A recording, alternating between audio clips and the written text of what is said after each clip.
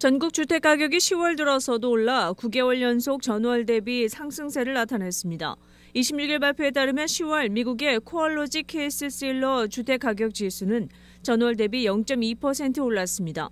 전년 동기 대비로는 4.8% 올라 작년 12월 이후 가장 높은 증가율을 나타냈습니다. 주요 도시들의 평균 집값 추세를 측정하는 이 지수는 전월 대비 기준으로 작년 6월부터 2023년 1월까지 하락했다가 2월부터 9개월째 상승세를 지속하고 있습니다.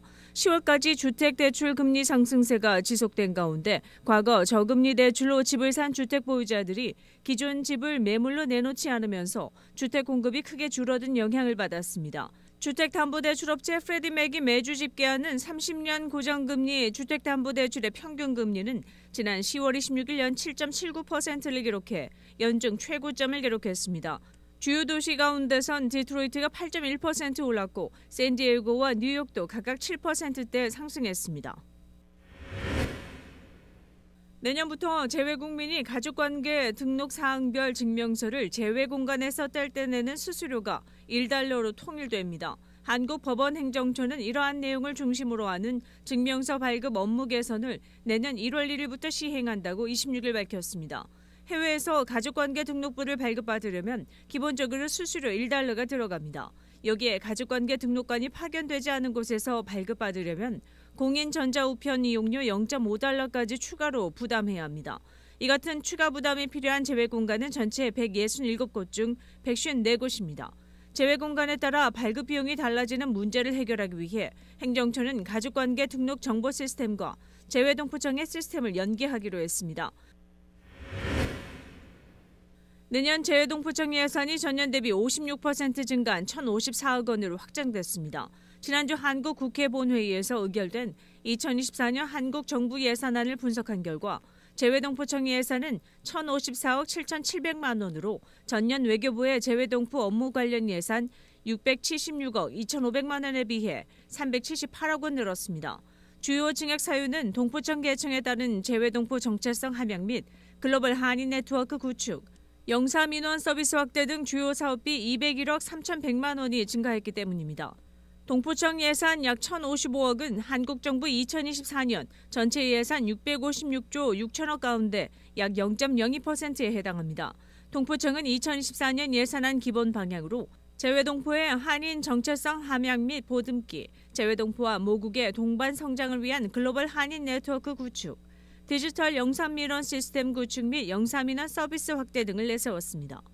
차세대 한인 대상 한글학교 역량 강화 사업에 전년 대비 36억 원을 증액했고 비대면 기반 디지털 영상민원 시스템 구축 사업 등에는 26억 원을 늘렸습니다. 글로벌 한인 네트워크 구축을 위해 세계 한인회장 대회에 전년 대비 2억 원을 늘린 반면 한인회 등 재외동포 단체 활성화 지원 등을 위한 예산은 5,100만 원으로 전년에 2억 6,600만 원 대비 80.8% 감액됐습니다. 이외에 재외동포 365 민원 콜센터 등 재외동포 서비스 지원센터 운영에 21억 5,900만 원을 편성했습니다. 또 동포청이 역점 사업의 하나로 내세우고 있는 재외동포 인증센터 구축 추진을 위해 21억 3천만 원이 신규 편성됐습니다. 오스카상을 수상한 영화 기생충으로 잘 알려진 한국의 인기 배우 이선균 씨가 마약 혐의에 대한 경찰의 집중 조사 끝에 27일 서울의 한 차에서 숨진 채 발견됐다고 당국이 밝혔습니다. 경찰과 구급대원들은 이 씨를 서울 북부의 한 거리에 주차된 차량에서 의식을 잃은 것으로 추정되는 상태로 처음 발견했습니다. 서울 성북경찰서에 따르면 긴급구조대원들은 이후 그가 사망했음을 확인했습니다. 경찰은 실종 신고를 받고 이 씨를 수색 중이라고 성북경찰서는 밝혔습니다. 그들은 이 씨가 스스로 목숨을 끊었다고 판단했는지 더 자세한 내용은 밝히기를 거부했습니다. 그러나 연합뉴스 등 한국 언론들은 이 씨가 수요일 오전 유서와 유사한 메시지를 쓴 뒤 집을 떠났다고 경찰에 신고했다고 전했습니다. 성북경찰서에 따르면 이 씨의 시신은 이후 인근 서울병원으로 옮겨졌습니다. 이 씨는 2020년 오스카 작품상 외에 3개 부분을 수상한 기생충에 출연했습니다. 이 계급풍자는 당시 아카데미상 92년 역사상 최우수 작품상을 받은 최초의 비영어권 영화였으며 한국 영화 최초로 오스카상을 수상했습니다. 영화에서 이 씨는 부유한 가문의 가장역을 맡았습니다. 2021년에 그는 같은 영화에서 자신의 역할로 영화 출연 부문에서 영화배우 조합상을 수상했습니다. 그는 SF 스릴러 영화 닥터 브레인에도 출연했습니다.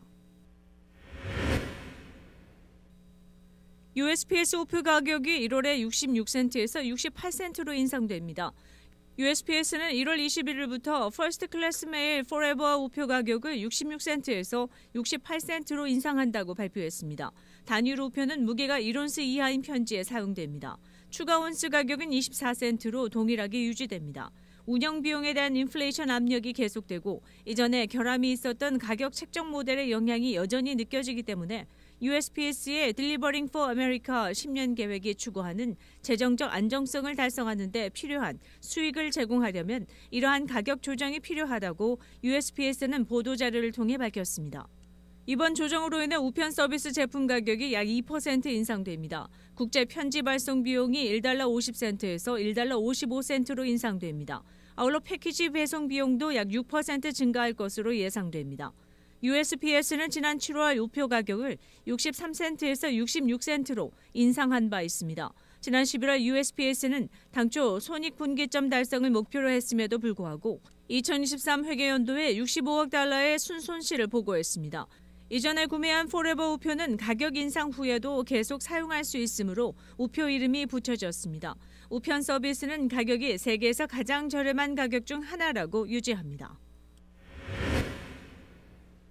시카고 스카이웨이 유료 도로의 운전자들은 1월 1일이 되면 조금 더 돈을 지불해야 할 것 같습니다. 시카고 스카이웨이 웹사이트에 따르면 2024년부터 시카고에서 인디애나까지 7.8마일의 지름길에서 승용차와 일부 경트럭 등 이축 차량의 요금이 6달러 60센트에서 7달러 20센트로 인상될 예정입니다. 세미 트레일러나 트럭 견인 트레일러 같이 2개 이상의 차축을 가진 차량의 요금도 인상되고 있습니다. 운전자들은 시카고 스카이웨이 웹사이트에서 자신들의 차량 종류에 대한 새로운 요금을 확인할 수 있습니다. 시카고의 I-94 고속도로와 인디애나주 경계의 I-90 고속도로를 연결하는 이 도로는 1958년에 개통됐습니다. 2005년에 시카고가 개인 사업자들에게 임대한 이후로 통행료는 꾸준히 상승했으며 2004년에 자동차는 2달러를 내야 했습니다. 작년 시카고 스카이웨이는 호주에 기반을 둔 전 세계 유료 도로 운영 회사인 아틀라스 아테리아 그룹이 스카이웨이의 3분의 2 지분을 인수했습니다. 마이크로소프트가 위스콘신주의 시가 59만 달러인 땅을 7,600만 달러에 사들였습니다. 이 부지는 위스콘신주의 농가 크루이저 가문이 소유하고 있던 농경지로 크기는 307에이커에 달합니다. 현재 이곳에는 호박 농장과 옥수수 밭이 있는 것으로 전해졌습니다. 마이크로소프트가 땅을 매입하기 전 현지 감정평가사에 따르면 이 토지의 가치는 59만 8,400달러인 것으로 알려졌습니다. 마이크로소프트는 크루이저 가문의 땅을 7,600만 달러에 매입했습니다. 현지 매체에 따르면 크루이저 가문은 2017년도에도 지방정부로부터 이번 매각 가격의 약 3분의 1의 매각 제안을 받았지만 가족은 제안을 거절했습니다. 마이크로소프트는 향후 해당 지역에 10억 달러를 들여 대규모 데이터 센터를 건설할 계획입니다. 인공지능 AI 관련 기술에 대한 경쟁이 치열해짐에 따라 여러 IT 대기업은 외곽의 농경부지 등을 매입해 데이터 센터를 구축하는 데 많은 투자를 하고 있습니다. 미러키 비즈니스 저널에 따르면 마이크로소프트는 데이터 센터 건설에 앞서 약 200명의 직원을 채용할 예정이며 이후 500명을 추가로 채용할 예정입니다. 구글이 3만 명 규모의 광고 영업 부서 구조조정을 할 계획이라고 경제 전문지 더 인포메이션이 최근 보도했습니다. 다양한 분야에서 생성형 인공지능 AI 도입으로 불필요한 인원을 정리하는 것이라는 분석입니다.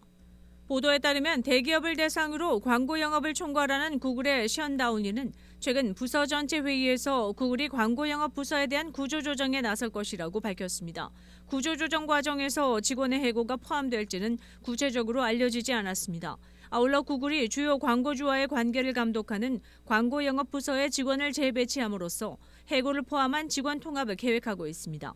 이어 구글이 검색 엔진, 유튜브 및 기타 서비스에서 사용자가 더 많은 광고에 노출될 수 있도록 AI 학습에 더 많은 투자를 하고 있기 때문에 조직 개편이 이루어질 것이라고 덧붙였습니다.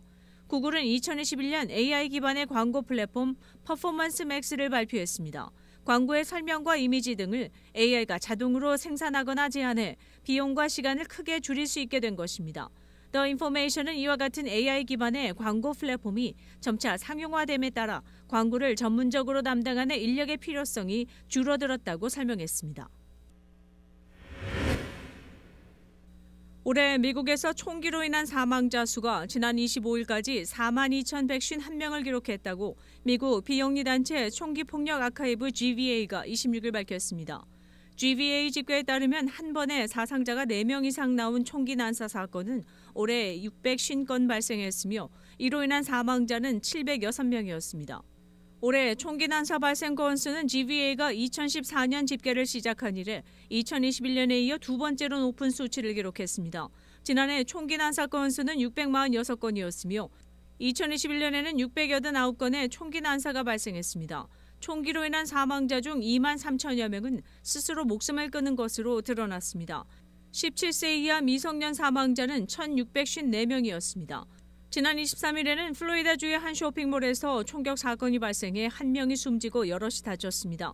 이날 ABC 뉴스에 따르면 뉴욕 퀸스 지역에서도 전날 지역 갱단과 연루된 것으로 추정되는 총격 사건으로 한 명이 숨지고 3명이 다치는 일이 벌어졌습니다. 뉴스 브리핑을 마칩니다.